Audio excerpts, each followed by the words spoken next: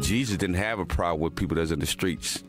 He had a problem with religious people. How can I help anybody when I was not even able to help my own son? I would never do that. I would never do that. And I became that in a matter of minutes when they took my pain pills away. And I said, I'm not where I want to be.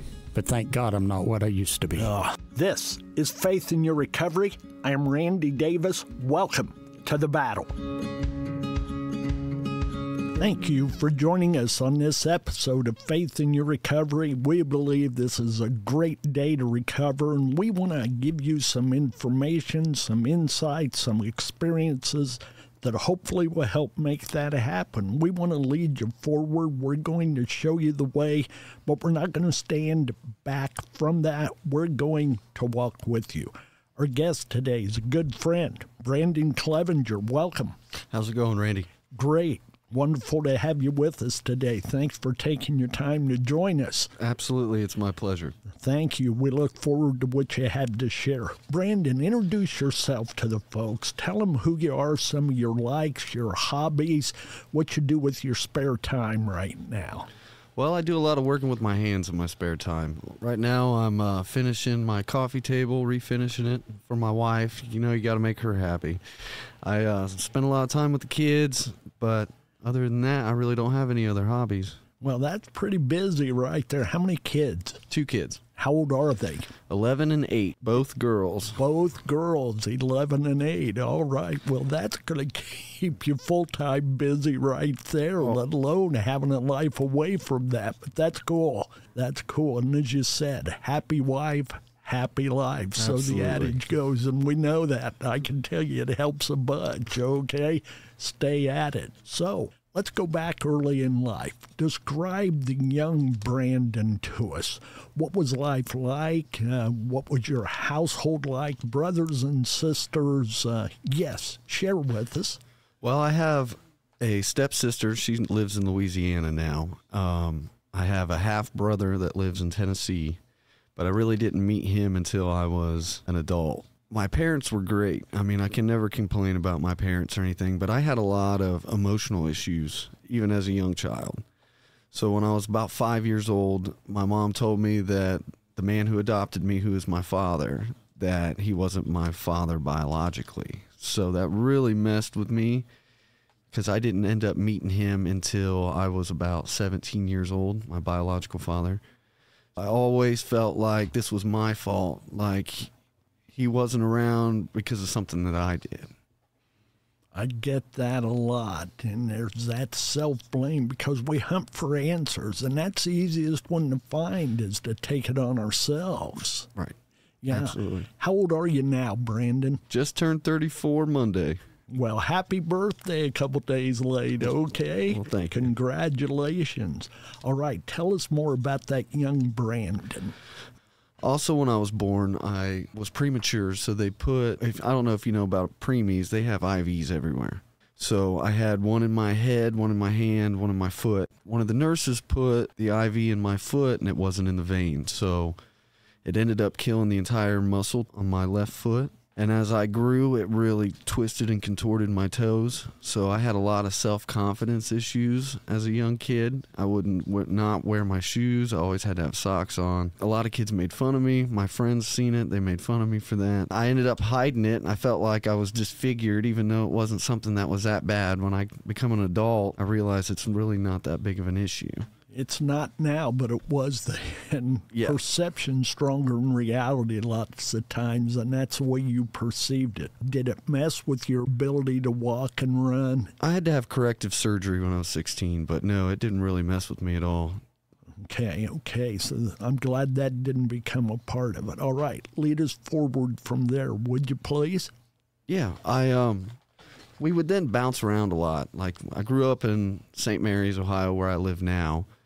Then we moved from there to Florida, Fort Myers, Florida, to be exact. But down in Florida, it was a completely different change of atmosphere. We lived in a really bad neighborhood. I just was too young to understand. When all the other kids would be out running around in the neighborhood, I had to stay in the yard or in the house.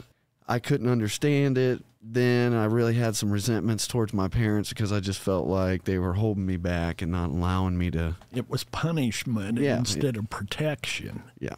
Okay, go ahead there. Tell us about your life in Florida. You said you bounced around. Where'd you go to from there, Brandon? Well, we would go back to Wapakoneta, Ohio after that. My mom ended up getting pregnant with my little brother, which she didn't think she could have another kid, so he was kind of a miracle baby. She didn't want to raise another child in that environment. And like I said, I was too young to understand exactly how bad it was. What really pushed us to move is the neighbor across the street one morning was shooting at his wife while she was hanging clothes on a clothesline. And after that, my mom was terrified. She would think so. She just wanted to go back home after that. Wow. So they ended up moving me back to Ohio before them while she was still pregnant. I was completely and utterly upset over that. I thought, once again, like you said, it was like a punishment. Like, I'm the only one that has to go back to Ohio. You're taking me away from some of the schools. I like the school. They took me away from some of the friends I was making. I was involved in the Boys and Girls Club, which was an amazing program. I mean, that's what really I remember the most is the beach and the Boys and Girls Club. So I went up and lived with my grandparents. This time was amazing because I got to spend a lot of time with my cousin. His name was Richard. We were only about 6 months apart. If it wasn't for me being brought to my grandparents, I wouldn't get that time. And in high school, he actually passed away from a car accident. That had to be hard to take. It was. We started drifting apart. Like, he was more into sports. He played football, excellent football player. He was a sophomore, I believe, and he was already getting looked at by colleges around. I took the metalhead route and started smoking pot, drinking, and we kind of just drifted apart. And then suddenly, like, he just passed away. I remember being woke up in the middle of the night, and we had to rush up to Lima to go identify his body and stuff. So you say it was a car wreck? Yes. Well, sorry to hear that. Our cousins can oftentimes become our heroes, especially when they're so near to us in age. I grew up next door to a cousin who was 9 months younger, and we had another cousin that was 8 days younger than him. So the three of us, two of us could always get along. The third would mess up the batter. But I can remember those times well. Tell us, once you started using the marijuana, other drugs, tell us about that. What do you think led to that moment?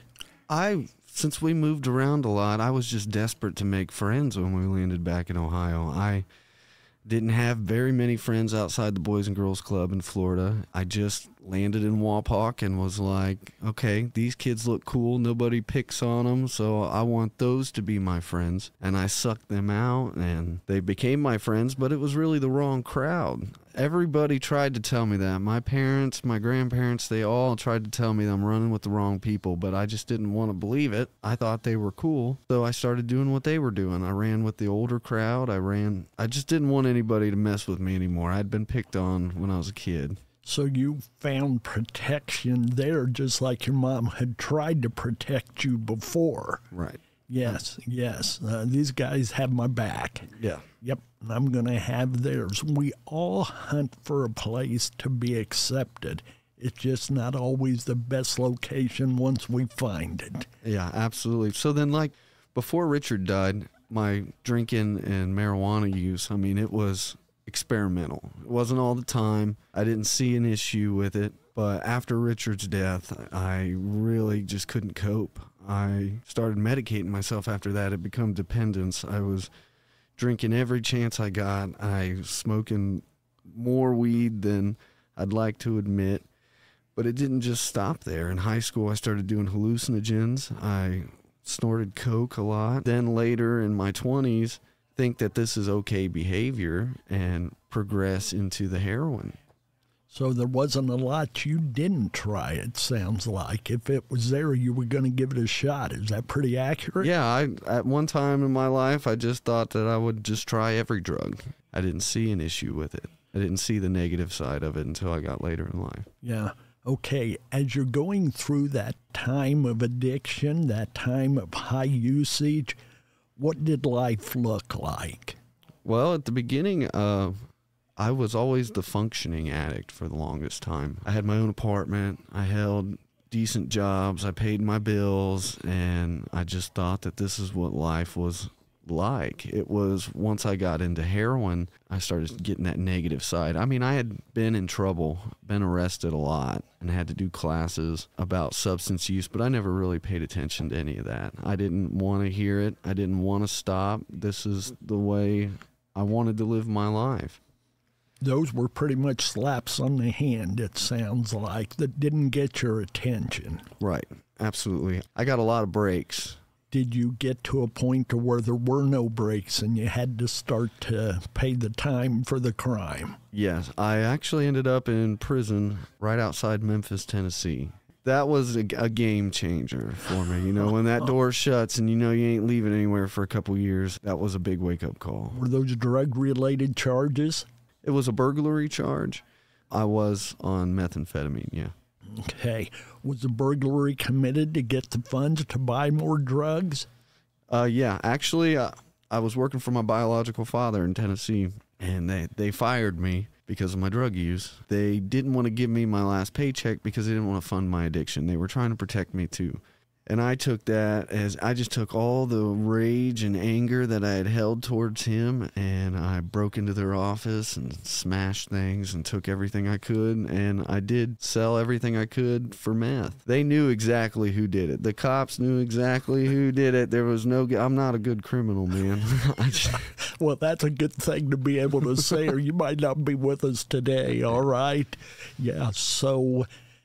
How long were you facing over that? I ended up doing 2.5 years. You did 2.5 years, and you said that was there in the Memphis area. Yes. Yes, okay. What was that like for you? You mentioned when that door closes, it gets dark in a hurry, but share a little more about that. Well, when I originally went to Tennessee, I was running away from my heroin addiction. I had my little girl. She was about 6 months old when I left. I knew that I was on a path that was going to kill me.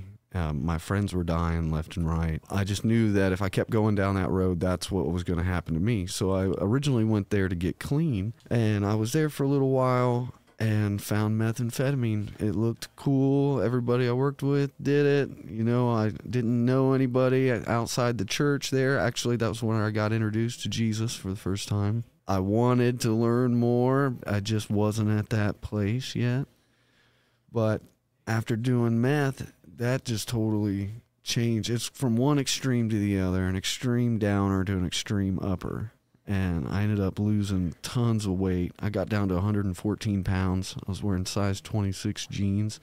And that's what a middle schooler wears. So, I mean, I was tiny. After they fired me due to my addiction and everything, I ended up in prison, and I really was conflicted and beat down because I wanted to be a father. I just didn't know how. I didn't know how to be a father. These drugs had taken everything from me. So I did a lot of soul searching in prison. I crawled in the Word, and God's who got me through it. Man, I can't say it any other way. I have to give him credit where credit's due, because if I didn't have him in that time, I wouldn't have made it through it. You know, I just did a previous episode with an individual who was in a jail cell. They were going through withdrawal. There was nothing there, no type of medical assisted withdrawal. The only thing in the room they could find was the Bible. And we made that comment that when faith is all you have, faith is all you need. And when the Bible's all you've got, it's all you need. It got you through those darkest moments, is what you're saying, correct? Yes, yeah, absolutely. I mean, I would be in the day room, the common area, reading my Bible, and actually ended up starting a Bible study in there. But still, in this time period, I was still using drugs. There were so many drugs in prison. It was insane. I don't think folks get that, but anybody I've ever spoken to who's been there will tell you it was probably easier to get them there than out on the street. All I had to do was roll over and ask my cellmate for some drugs. And it's the craziest thing, Randy, how you could buy drugs with ramen noodles. I never thought that was ever possible, but... I've never thought of that exchange, but I get it from there, okay? Yeah, so that use continued. You're fighting that battle within, that spiritual battle. You're wanting to get close to Christ, but you can't let go of the old. So go ahead, take us forward from there, Brandon. Yeah, it's that Romans 7:18 battle. You know, I don't understand the good, or I want to do the good that I know that I can do, but I can't stop doing the bad. I mean, that was my life for a long time. And I wasn't just using meth in there. I actually was IV using meth, and I was sharing needles with half the pod. You know, I'm a very blessed man that I didn't step out of there with HIV or anything that, because that stuff is in there. I mean, you see the guys that, you know, the guys that have HIV, they have to stand in a line and get insures to keep their immune system up. And I shared needles with those people. I mean, it was really a real dark time, but God was all over the situation. I mean, there was a lot of trials within that. I mean, I got beat up a lot. I'm not a good fighter either, just like a good criminal. I don't like to fight, but in there I had to. If you didn't stand up for yourself, it was going to happen every day. And when I got released, that's when I made my mind up. You know, I don't have to live this way anymore. I don't have to be locked in a room with drugs. And that was my clean date, January 27th, 2018. So that's been a little over 3 years ago, yes? 4 years. 4 years. Yeah, this is 22. I got to do the math right. A little over 4 years.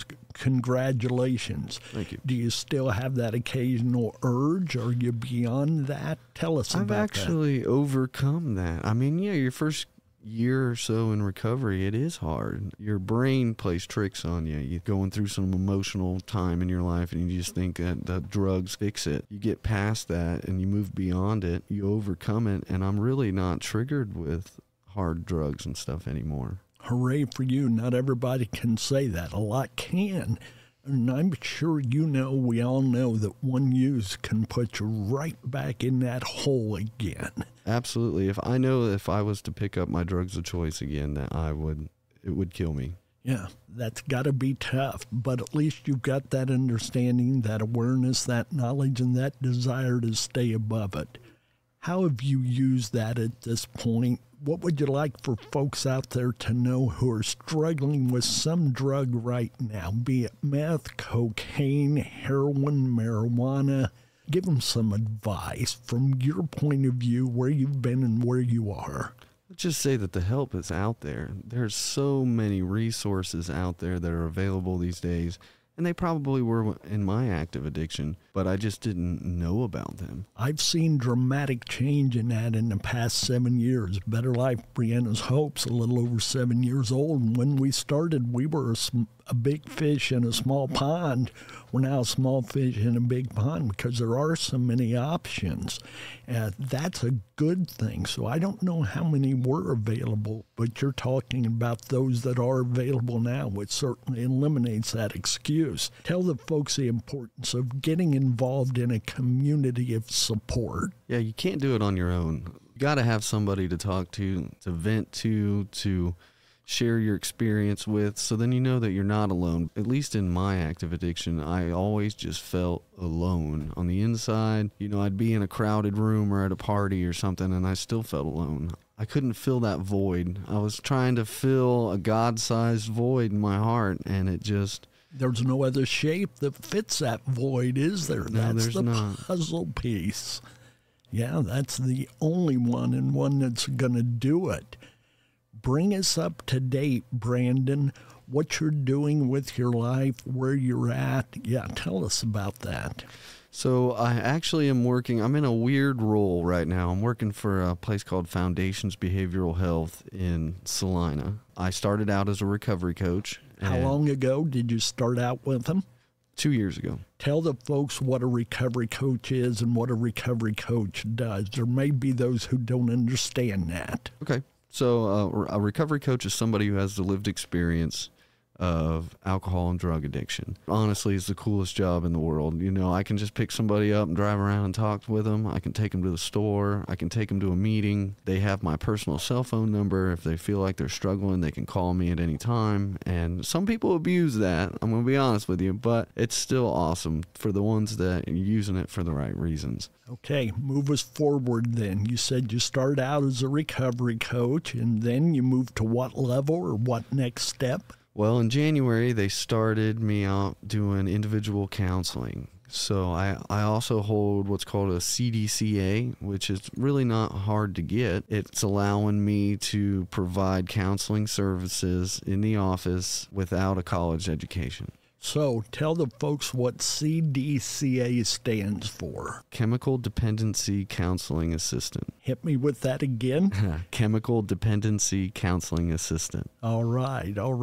And that's, I'm going to guess from your experience, some courses that allowed you to qualify for that. Like I said, it was really easy to get. It's about 80 hours of book work, which really beats 4 years in college, I can tell you that. Well, congratulations to you. Obviously, you've got that experience, that heart, the knowledge, and the wisdom to be able to package all of that together.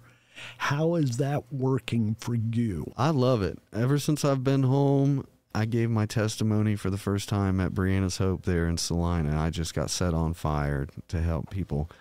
I managed a faith-based transitional home for a little while, and then that role kind of led me into this one, and it's been so amazing, honestly.